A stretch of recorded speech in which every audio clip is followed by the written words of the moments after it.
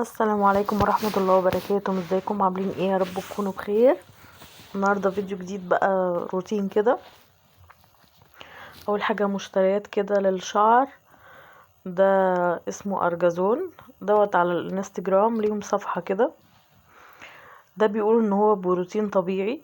طبعا هو الصفحة فيها شامبو وبلسم و... وحمام كريم وبديل الزيت، فيها كل حاجة يعني. وفيها بقى اللي هو البروتين اللي هو الطبيعي ده بتحطيه على شعرك. بيبقوا زي امبولات كده. كل اسبوع بتحطي امبول. بتستخدميه ازاي؟ بتحطيه على شعرك، وبعد ما بتحطيه على شعرك بتسيبيه شوية، نص ساعة، وبعد كده بتشطفيه بالمية عادي. بس شعرك بيكون نظيف يعني. وانتي حاطاه على شعرك بتبقى غاسلة شعرك اوريدي بالشامبو، يعني نظيف جدا. عايزه اقول لكم ولا اي حاجه يعني، ولا عمل اي حاجه، ومش حلو خالص يعني بصراحه. ما شعري الايام دي متدمر من الجفاف وكده، فما عملش معاه حاجه برضو. فالله المستعان يعني. هي النفسيه ما بتكون مش حلوه، فبتاثر على كل حاجه. هنا دوت شويه حاجات كده للبيت، اريال وداوني. بصوا داوني ده انا ما بحبوش قوي، بس دوت بيبقى زي ضد البكتيريا وكده.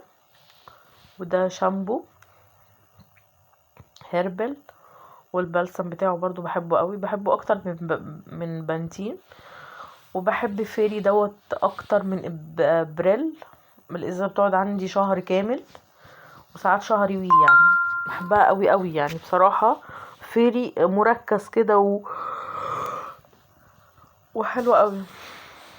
الجو ساقع جدا جدا. ربنا يا رب يكرم الجميع ويوسع الجميع ويلطف بالجميع يا رب، ويعدي المحنة اللي الناس فيها دي على خير، اللهم امين.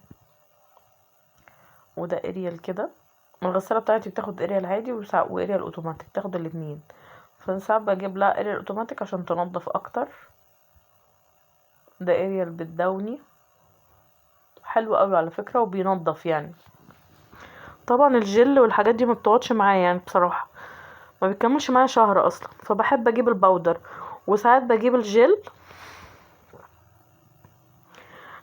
بس بصراحة ساعات بجيب الجل السايب. ليه؟ للغسالات العادية، لاني هدوم الاطفال وكده بتبقى عايزة نظافة كويس يعني. وطبعا البامبرز. طبعا الاسعار مش قادرة اقول لكم. ربنا يا رب يعني يكون معانا جميعا ويوسع على كل الناس، اللهم امين يا رب. ما بحبش البانتيز دوت في الشتاء. بس شغال. طبعا انا بحب السعودي اكتر من دوت، بس ده اللي لقيته يعني. ده مش حلو خالص. ودي هدية بقى جوزي جابهالي، جميلة جدا. بصوا عبارة عن ايه.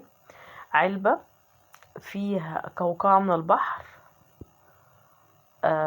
فيها لؤلؤة حقيقية يعني. هي فيها القوقعة من البحر. مكتوب على العلبة لؤلؤة الحب.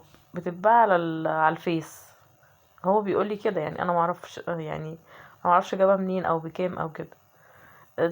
والسلسلة فيها غزالة، وانتي بتفسحي الغزالة دي وبتحطي فيها ايه اللؤلؤة بعد ما بتطلعيها من الصدفة. هوريكم ازاي. والصدفة محطوطة في مية وكده يعني. الصدفة اللؤلؤة حقيقية. بصوا اللؤلؤة، الصدفة بتبقى موجودة كده في العلبة، وفيها مية كده. اهي.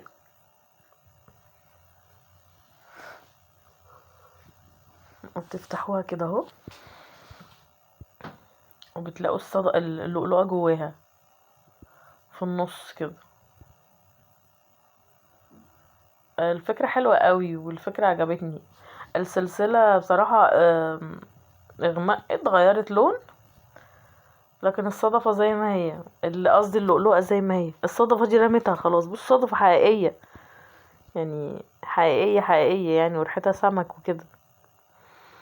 اهو خلاص هرميها. وادي دي اللؤلؤة. بصوا لؤلؤة حقيقية. مبسوطة بيها قوي. الفكرة حلوة، فكرة جميلة كده فكرة حلوة يعني. الواحد من وقت للتاني بيحب ان هو حاجات بسيطة بتبسطه يعني مع ضغوط الحياة والأطفال وبتاع. جميلة أوي، فكرتها حلوة أوي وفكرتها جميلة. السلسلة دي يعني الفيديو ده كله من فترة يعني، مش أنا عندي فيديوهات كتير أوي مصوراها على التليفون وبقالها كتير بصراحة، وللأسف أنا كسولة وما بنزلش. الجو العام مش مشجع خالص بصراحة.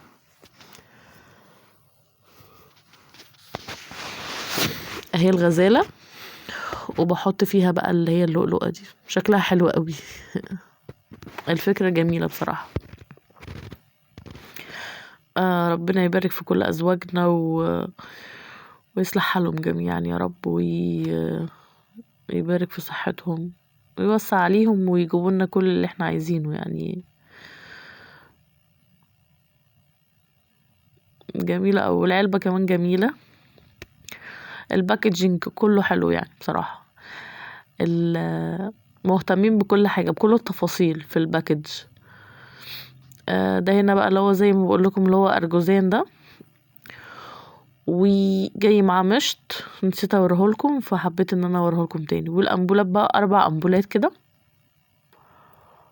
بس عايزه اقول لكم ولا اي حاجه، والواحد بجد ما يمشيش ورا اي اعلانات يعني. بجد الاعلانات بتاعت الفيس والانستجرام والحاجات دي بقت مروجه بشكل مضلله. بحس ان هي بقت كده يعني. او هو ممكن ما يكونش جاب مع شعري، انا شعري اصلا ناعم، فانا كنت عايزاه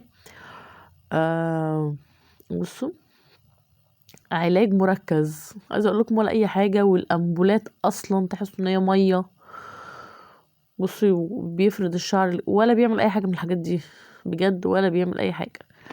فعايزه اقول لكم ان ممكن يكون ما مشيش مع شعري، وفي نفس الوقت عايزه اقول لكم مش رخيص. ال4 امبولات دول ب400 جنيه، يعني الامبول الواحد ب100 جنيه. هم 4 ب400 جنيه، ده غير الشحن طبعا. الشحن 40 جنيه بس. هو الحمد لله، اللهم المستعان يعني. دوت. كنت بوريكم البورد ده. البورد ده بتاع اولادي كده، بيذاكروا عليه وقت بقى الهوم وورك وكده. فكانوا بيعملوا الهوم وورك بقى هما لسه انا ولادي لسه في الحضانة يعني، مش في مدرسة.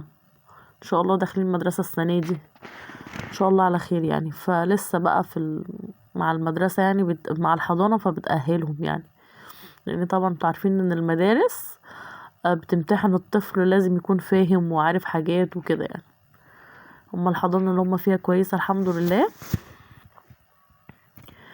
وماشيين كويس يعني. بس المشكلة قلقانة شوية من المدرسة. ربنا يا رب يرزقنا بمدرسة كده ايه تكون كويسة، وناس كويسين فيها، مدرسين وكده. لاني قلقانة اوي من المرحلة دي. عارفين انتوا اول ستيب بيبقى صعب. ان شاء الله على خير يعني. ربنا يا رب يبارك في اولادنا جميعا وينجحهم. الاتنين بصراحة في نفس الحضانة مريحة جدا، وبتعمل اكتيفيتي يوم في الاسبوع اللي هو يوم الخميس. بتعمله فور فارن كده. بتعمل لهم بقى حاجات هاند ميد ودي اي واي وحاجات كده يعملوها يعني، حاجات بايديهم. فافكارها حلوة، بس مشكلتها بحس ان هما بيجروا شويه. قاعده اقول لهم ما يجروش معاهم، خليهم براحتهم، واحده واحده ياخدوا الوقت اللي هم عايزينه، ويقولوا لا هو احنا شايفين ان هو كويس، بيسرعوا معاه يعني. وانا شايفه غير كده، انا عايزه ان هو المعلومه تثبت يعني، مش مهم ان هو يقعد قد ايه بس. وربنا يبارك في اولادنا جميعا يعني. بعد ما خلصوا الهوم وورك بقى، قلت اما اعمل لهم مكرونه كده. حبيت ان انا اجرب المكرونه اللي هي اللي قصدي الصلصه الجديده دي، بيتي دي. الازازه كانت مش عارفه 21 او 22 حاجه دي، بالملح والفلفل. حطيت مرقه دجاج وشويه سمنه ولا شويه زيت، مش فاكره.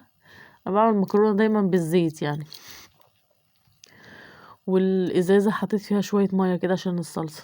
بس وجبت عايزه اقول لكم طلعت حلوه بس مش قوي يعني بصراحه، حسيت ان الصلصه اللي انا بعملها احسن. وبعد كده نزلت المكرونه عادي جدا يعني ما بعد ما سلقتها.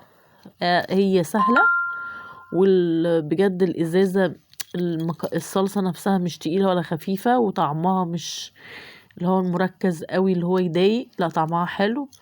فهي حلوه كحاجه يعني حلوه، لكن هي ما تقضيش اكتر من يعني كيس مكرونه صغير يعني. اكتر من كده يبقى انت عايزه ازازتين بس كده. وهنا بقى كنت خلاص خلصت، بسيبها تغلي شويه كده. هنا جايلي عيش فلاحي كده، في واحده بتخبزه وبتعمله بيبقى طعمه حلو قوي وهو صابح. بقسمه كده ل4 ارباع واشيله في اكياس في الفريزر. وساعات بيحبوا ولادي ياكلوه، او مثلا ببقى العيش خلص خالص. ودي اللي هي المخروطه دي اول مره اجربها في حياتي، اول مره بجد.